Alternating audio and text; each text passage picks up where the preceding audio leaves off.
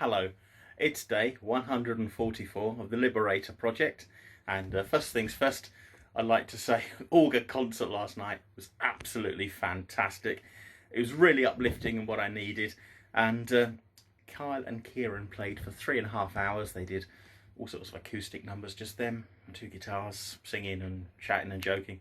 Absolutely fantastic show, and well, they gave this channel a shout out at 3 hours 27 minutes. They mentioned the Liberator Project, so thanks very much, lads. I really appreciate that, and I look forward to the next one. I'm a great fan of the band, and I think they're very talented young guys. So fantastic news, Auger. Right now, I was going to keep politics out of my channel. You know, my plan was to buy a catamaran and sail around the earth and just share my progress and my decisions and what I've been doing on that. So that was my goal. But we live in strange times now. I can't sell my flat at the moment because we're now in tier 4 or tier 5 lockdown. But you know, I can't even sell it taking a 50 grand loss on the value from 18 months ago. So I'm a bit of a you know, loose thread at the moment. I've got to see what's going to happen, and I'll talk about that in the new year when I've made more of a plan. So people that probably people don't know this, but for the last few years I've been quite deeply involved in the civil rights movement, and I've been fighting for personal freedom, and you know, this is for personal liberty and personal choice. Now, the fact not everyone supports that, I find absolutely shocking, but people don't, and I was trying to keep this out of politics, because I cut this politics out of this channel, because you know, it's sort of a secondary thing. However, you know, things are sort of overtaking me a bit, and I have you know, because I haven't got a boat, I'm not talking about the boat. I'm just sharing my days with you, and so I've been on to anti-lockdown marches now, and been in contact with a lot of people. But you know, if people don't like it, you know, this is who I am. You know, if you want to find out about the boat and you don't care about politics, skip over this. You know, I'm quite honest with my titles of my videos. Skip forward until you find one that's about restoring a car or buying a boat, or something about a fuel cell, you know, something more interesting. But you know, if people are offended, I'm sorry, but you know what George Orwell said: if freedom means anything at all, it's the right to tell people what they don't want to hear. So I think I have the right to say what I think, and people have got the absolute right to disagree with me, as long as there's no personal abuse, or you're not basically, what's I'm looking for, inciting people to commit a crime. You can say what you want, in my opinion, but you know, I don't think that's the case really on a lot of these platforms. So I hope that YouTube don't take me down. I'm a very small channel. I've only got like 80 subscriptions, so I think I'll be all right to talk about it today. Right. Well, yes, Benjamin Franklin was another one. He said, "Those who sacrifice liberty for security deserve neither." And you know, that's my sort of attitude to it, really. You know, I think you've got to fight for your right. Sounds like I'm going to plunge into a song now. You've got to fight for your rights to party. Okay, no stylophone or guitar today. But anyway, I was feeling quite miserable really after the march, because the thing that struck me was the age demographic on the march. Now this is basically about your personal freedom, individual rights, my body, my choice. You know, that all plays into that. Yet the age demographic of the march, I mean, everyone there was in their sort of 30s and 40s, and it's very sad to see that 20-year-olds who should be militant and fired up, you know, I didn't think I saw anyone of that age group at the march at all, and that's quite odd. But I think what you have to realise is that generation think they're being rebels by parroting everything that's told to them by the big globalist corporations. So they're fighting the wrong battles. They're, you know, like when we're fighting for your right to talk and your right to discuss things, they're fighting for other issues, you know, for the Extinction Rebellion or Black Lives Matter, without realising they're just parroting what you know, Google and Amazon and all these big companies are telling them. So really, as rebels go, they're really quite a disappointing bunch. You know, sorry if you're in your 20s, but you know, get a spine and get some balls and realise that the important thing is to be able to talk about things. If you start getting mass censorship and you start losing your rights, then it doesn't matter what your views are. You just won't be allowed to hold anything that differs from the mainstream media. And of course, you know, it's fine at the moment. You agree with everything they're saying. Okay, what happens when you don't agree with it? You know, you'll be stifled. So, my attitude is really, God, I may have been Descartes. I should have looked this quote up, but it's I don't agree with your view, but I would fight to my last drop of blood for your right to hold that view. And that's how I feel. If you believe in liberties and free speech, you have to let people say things you don't believe in. And I encourage that, because one, if I have a debate with someone I disagree with, that's good, because I will learn one way or the other. Either I learn their point of view, or I learn my own point of view. It's good to have your views questioned, and to me, it's not a case of being, you know, of enforcing my opinion on people. It's about being right and learning. And if I'm wrong, please show me. Now, the anti-lockdown march. Well, you can look from the figures. These are they're the government figures. Lockdowns don't work. I mean, they really don't. And you know, that's by their own figures. And countries that haven't locked down, like Sweden, you know, are doing absolutely fine. They didn't have a surge in deaths. And, you know, Wuhan is not even locked down at the moment. This is China. So it's a bit worrying that we are locked down like this. I mean, I all believe in personal choice.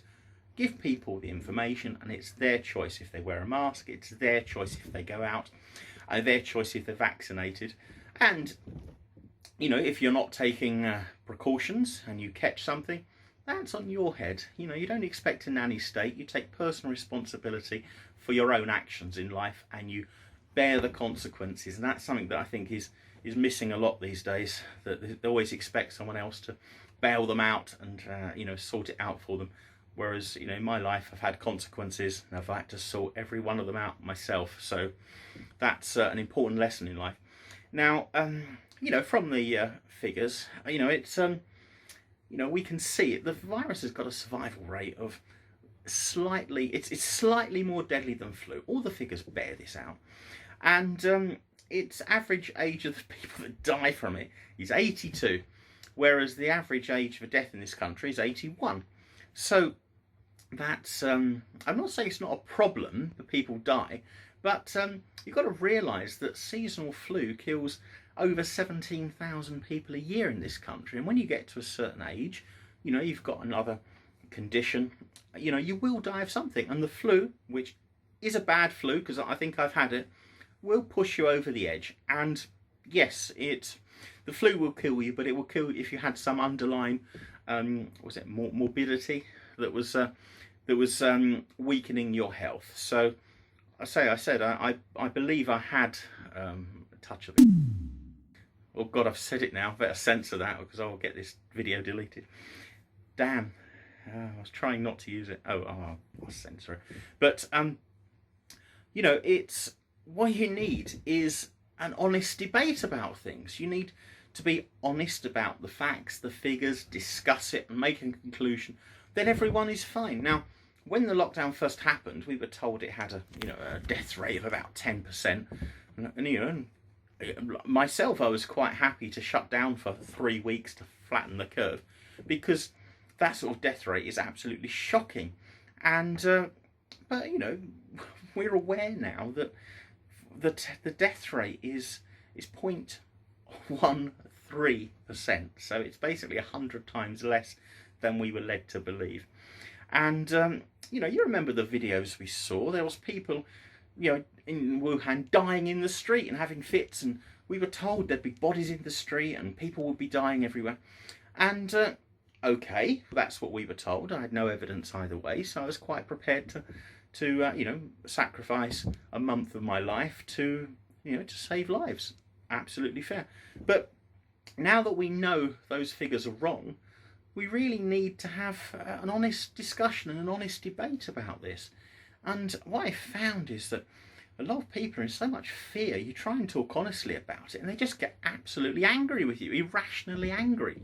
Well, I can understand, because if you've bought into a narrative, the last thing you want is to someone else going, that was wrong, because you feel like an idiot and you feel like you're gullible and taken in.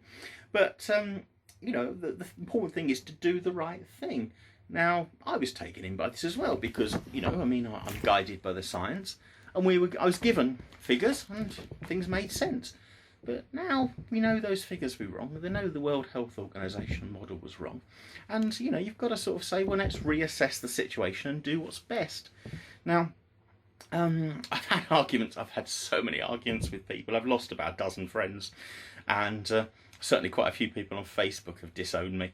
But this is really important, because people argue that the lockdown, well, it's only money. But it's not only money, it's lives. And you have to weigh up how many lives are going to be lost due to the lockdown against how many people are going to die, potentially die extra from the virus.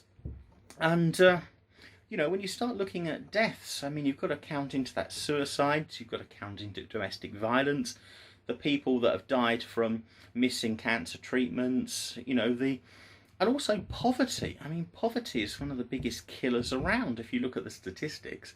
And not just in this country. I mean, because our GDP has shrunk, what, 30% in the last year, we're giving less aid to Africa. There's hundreds of thousands of people dying in Africa because of the lack of aid that they were expecting. So you have to sort of weigh all these,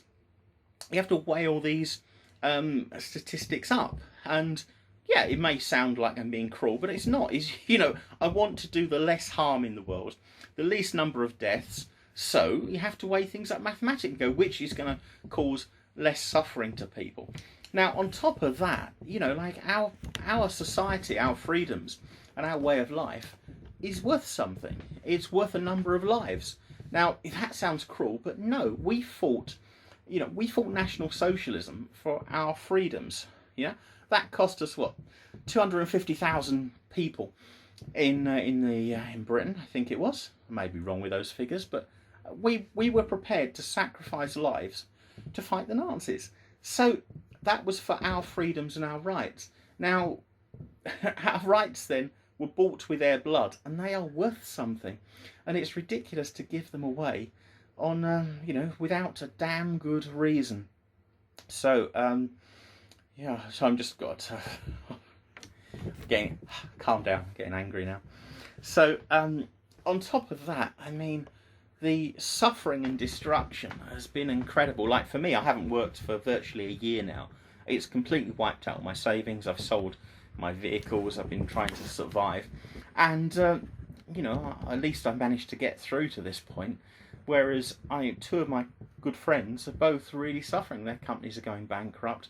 And there's an absolutely huge transfer of wealth from, you know, the sort of middle class or from workers down up into the super rich global multinational companies. And people go, oh, conspiracy. No, look at Amazon. Look how much profit Amazon is making. Look how many small shops are going under. It's all going to be big global corporations, and everything will be mail order. You know, the high street is destroyed by this. And the longer it goes on, the more people that are being wiped out by this. Now, over the last, over the last 3 years or so, I've taught. Do you like my new sign? I thought, as it's Christmas, I could probably make that more impressive if I can find my fairy lights to put up. But at the moment, you know, that's a new. I see. I'm making the effort with this channel.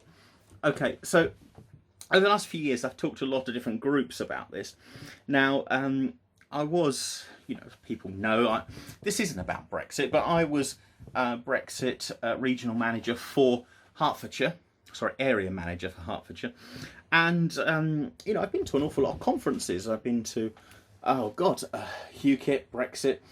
I've been to veterans groups. I've been to all sorts of different groups talking about this, sort of anti-cultural Marxism, support for the family, So I spent a lot of time going on conferences and going away talking to people about this, and even people in the Conservative Party actually. But you know, I talk to anyone that believes in freedom and believes there's something wrong. And I was told by someone quite high up in one of these organisations what was going to happen at the start of the year, start of last year, so in February. And I didn't believe them. I just thought, well, this is ridiculous. It's never going to be. That's never going to happen. People are not that compliant. People will rise up. People will fight back. And the things that he told me didn't make sense to me. For example, he told me there'd be race riots. He said we're going to be locked down for the whole year. He told me there was going to be race riots. So, you know, I said, haha, well, that's not true then, is it? Because you can't be locked down and have race riots because the two are incompatible. But he told me a lot of things, and so I didn't believe him. I took it all with a big pinch of salt, but gradually everything he's told me has come true. And, you know, I'm guided by the evidence and, you know, the facts, and it's not wishful thinking. You know, I've been looking at this for 3 years, and, you know, I have drawn my own conclusions from the evidence and everything I can check and talking to people, and I think I have a fairly believable model for what's going on here. So I just realised I need to take my injection because I'm really quite swollen at the moment. But you know, it's not about my looks. It's about the information.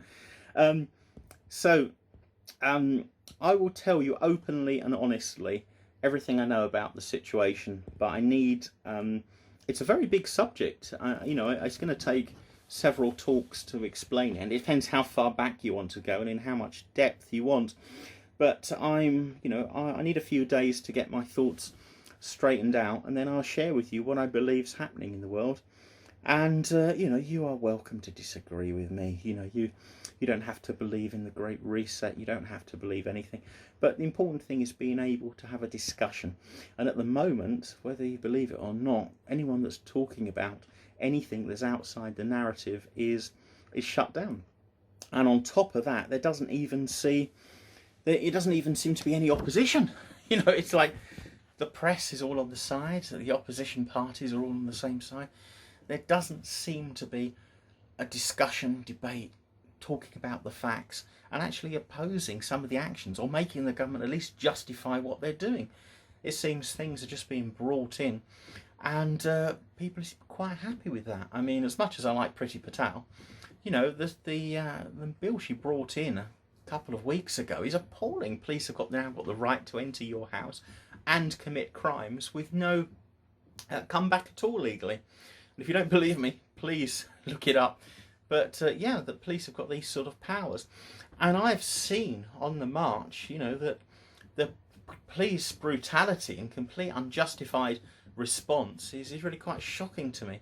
Now, you know, I was given this information virtually a year ago, and once I was convinced things were happening, my plan was to sell up, get out, buy a boat, get on the international waters, and then with my contacts I can act as sort of part of the free speech hub, and you know, I can talk freely about everything without worries about you know, people knocking on the door and saying I'm committing a hate crime for speaking my mind. And say I'm talking out now just because I don't know if I can get away. I don't know what the situation is. I don't know if I can sell my flat. And you know, I wanted to get away and sail into international waters and sail the globe for a year. And you know, we don't know if that's going to happen now. So what I'll do is, I don't want to be depressing because Auger were fantastic last night, and you have to focus on the good things in life. So it's, you know, there are good people in the world still, and there are several groups willing to fight back and are doing things behind the scenes that I'm vaguely aware of. And what I'll do is in the next few days, I will tell you, I'll tell you exactly what I know. And if you leave comments, I will explain in depth any part of it, and I can give you links to justify any facts or evidence that you want to back up what I'm saying. So it's not pretty and it's not good, I'm afraid, but I think at the moment all I can do is is protest for civil rights and free speech, and say I'm on, if they take my account down, well then I'm on Rumble, and failing that there's BitChute and there's other platforms, and failing that I'll put it on my own website and we'll go on from there. But anyway, today, well, it turned into a bit of politics, I'm afraid, but this is what we're in at the moment. We're living in this ridiculous situation that, listen, if I have told you what was going to happen a year ago, like I was told, you know, you wouldn't believe it. I didn't believe it, and it's only, you know, it's only this year that, well, it took me until, well, my birthday in July, that I fully believed what I've been told is true. And I'll tell you everything the next few days, and it's up to you to make your own mind up. But keep smiling, and I'll see you soon. Goodbye.